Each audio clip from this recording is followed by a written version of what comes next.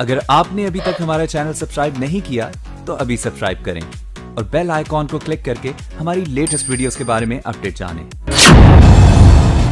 हार के डर से बीजेपी ने चली बड़ी चाल, एक सीट पर चुनाव को ही टलवा दिया। बीजेपी की चाल पर सपा ने साधा निशाना। कांग्रेस ने भी मामले पर दी चौंकाने वाली प्रतिक्रिया। स्वार सीट के उपचुनाव पर गहराया संकट। उत्तर प्रदेश में अब तक 8 विधानसभा सीटों पर उपचुनाव होना था और तैयारियां भी तेज चल रही थीं।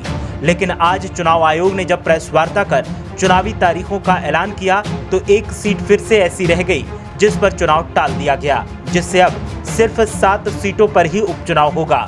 जिस सीट पर चुनाव टाला गया है उस पर हार जीत के अंदेशे के चलते जमकर साजिशें की जा रही थीं और ये सीट सपा के कब्जे से छीनने के लिए एक के बाद एक षड्यंत्र रचे जा रहे थे।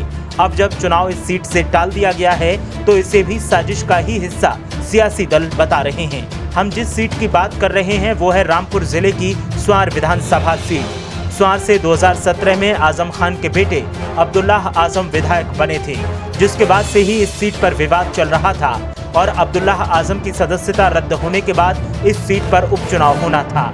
उपचुनाव में फिर से अब्दुल्लाह आजम को ही उम्मीदवार बनाने की बात सपा की तरफ से चल रही थी। ऐसे में बीजेपी ने हर वो साजिश अपनाई जिससे कि अब्दुल्लाह आजम को उम्मीदवार बनने से रोका जा सके। मामले में राष्ट्रपति के पास भी एक याचिका भेज दी गई और 6 साल के लिए अब्दुल्लाह आजम को बैन करने की मांग की गई। बीजेपी को लगा कि शायद मामले में उसकी हार हो सकती है। ऐसे में बीजेपी ने इस सीट से चुनाव को ही टलवा दिया, ऐसा सपा नेताओं का आरोप है। सपा नेताओं का कहना है कि बीजेपी की कुबत नहीं कि स्वार सीट से जीत दर्ज कर सके, इसीलिए साजिशन सपा से इस सीट को बीजेपी छीनने की कोशिश कर रही है। वहीं मामले पर जब बीजेपी नेता आकाश सक्सेना से बात की गई तो उनका बयान भी चौंकाने वाला था। आकाश सक्सेना वही नेता हैं जिन्होंने अब्दुल्लाह आजम मामले को जमकर तूल दिया था। आकाश सक्सेना ने बताया कि कानूनी वजहों से ही चुनाव नहीं घोषित किया जा सका होगा, इसमें साजिश का आरोप लगाना गलत है। हालांकि सुप्रीम कोर्ट में भी उनकी याचिका पर सुनवाई का क्या स्टेटस है ये भी मालूम नहीं है। आकाश सक्सेना स्वार सीट से बीजेपी से चुनाव लड़ना चाहते हैं और उनके अलावा और भी कई दावेदार हैं। स्वार सीट से कांग्रेस ने सबसे पहले उम्मीदवार की घोषणा की थी और बाजी को अपने पाले में करने की कोशिश की थी। ऐसे में कांग्रेस उम्मीदवार हैदर अली खान उर्फ हमजा मियां से जब प्रतिक्रिया ली गई तो उनका बयान चौंकाने वाला था।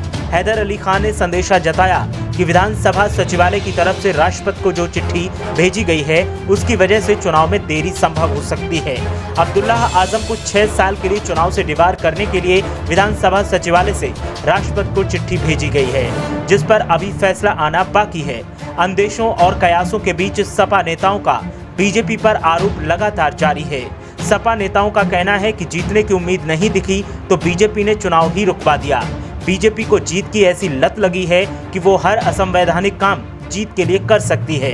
अब देखना ये है कि स्वार पर उपचुनाव कब होता है और होता भी है या नहीं।